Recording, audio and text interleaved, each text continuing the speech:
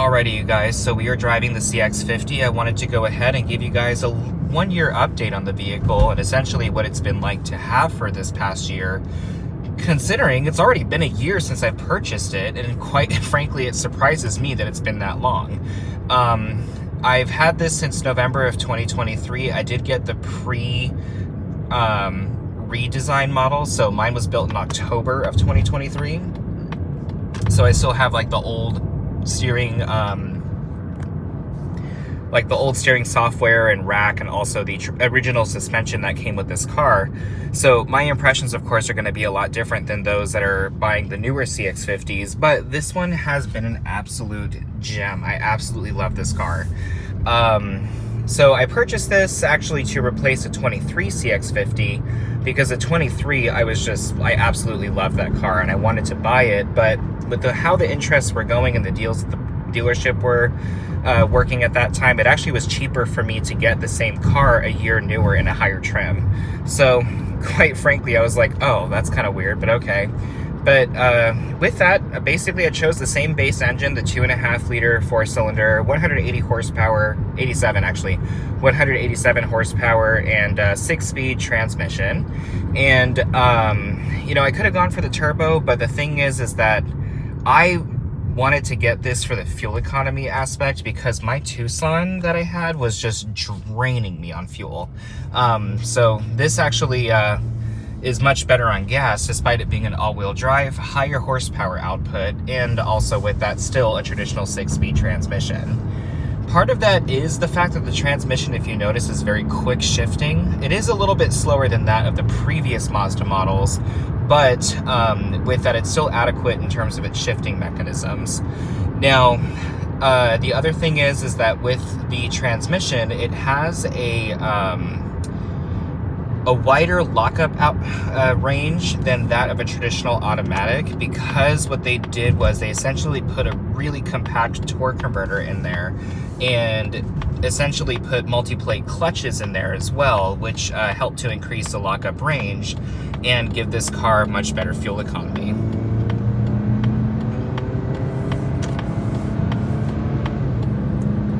Nice shifting transmission. Engine sound is really nice in this car. What I do like about Mazda's Skyactiv engines is they don't feel raspy. That's actually the issue I had with the 2020 Hyundai Tucson. Hyundais get so raspy in the higher RPM range. This feels smooth and it feels just very nice. And you could literally drive this car at full throttle and you don't feel like it's going to blow up on you. It is a very relaxed feel. You know, of course, with the stiffer steering and the stiffer suspension, it may not be for everybody, but it still feels nice to get into this car and just be able to relax after like a long day, or in this regard, go for your Sunday drives. Now, I'm going for a Friday drive and I regretted it literally the moment I walked out of my house, because one thing I will complain about on this and my sister's Toyota RAV4, the paint sucks. Like hella. The paint is god-awful, and the reason I say that is something could tap the car and it scratches the paint, and additionally it goes all the way down to the primer.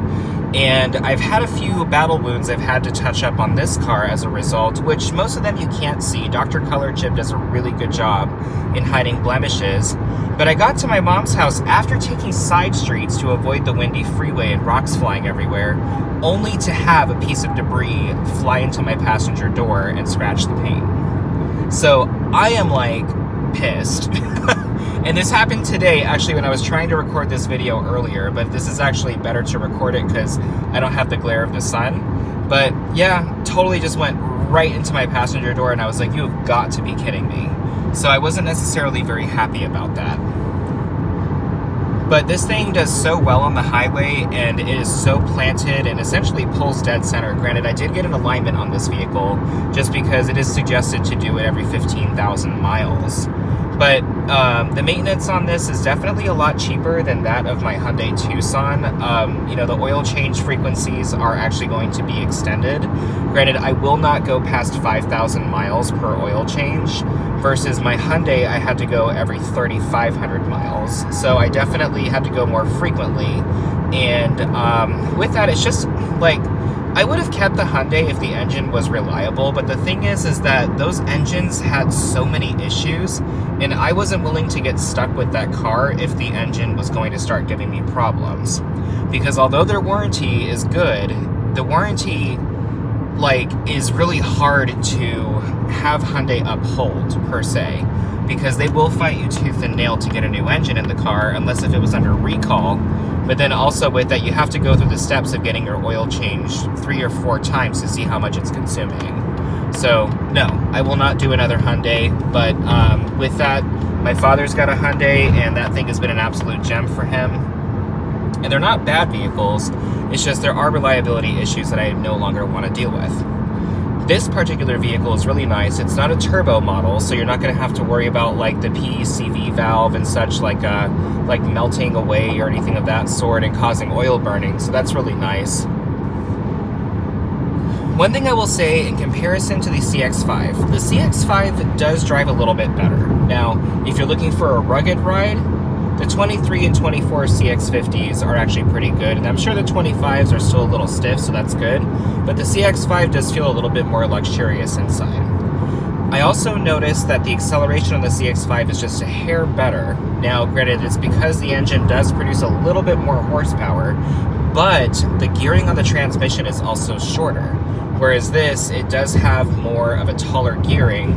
So one thing I will say is getting off the line, this car is noticeably slow. But then afterwards, once you hit second gear and the car is already moving, at that point, the acceleration is more than adequate. Also too, coming from the fact that I drive the Bolt more often, I have gotten used to the instant torque of an electric vehicle, but no lie, I still love my combustion cars. Literally, it's just something about getting in, starting an engine, and you just hear life, versus an electric car, it's like that, which, don't get me wrong, they have their purposes, but it's nice to get into a combustion car. I also love the fact that I can fill up in 5 minutes, but that's just me. Trust me, I do both. I charge an EV. I love the fact that I can charge at home. I also fill up gas cars, and I love the fact that I can fill up on the go when I need to, and this is perfect because I take trips in this car, whereas I leave the EV for my in-town duties or commuting to work, etc. So, but yeah, I will say in the past year this car has been an absolute gem. The interior's also held up quite nicely in this vehicle. The steering wheel is probably my biggest complaint, but with that, it's just because I feel like it's cheaply made, despite it being a leather steering wheel. And some of the exterior components we did talk about, they had to replace as a result of some QA issues from the factory.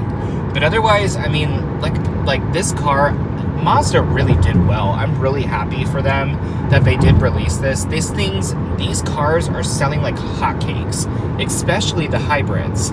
Those are just going out it's insane. It's compatible almost with the RAV4. I'm sure the RAV4 is still outselling, but I mean, these CX50s are just flying off the lots, which is excellent for Mazda. So, honestly, an excellent car. I'm not gonna lie. I really, if you guys are in the market for one, just make sure you heavily inspect it and leave nothing hanging per se. But yeah, guys, I mean, like I said, an excellent car that I've had over the year, and CX50, keep it on your radar, especially since Mazda, they are keeping their combustion engines. If you do want a vehicle that's going to, if you do want a gas car, they still have them available in gas only, so do it while it lasts. But anyways, guys, I want to thank you for watching. Please be safe, and I'll talk to you soon.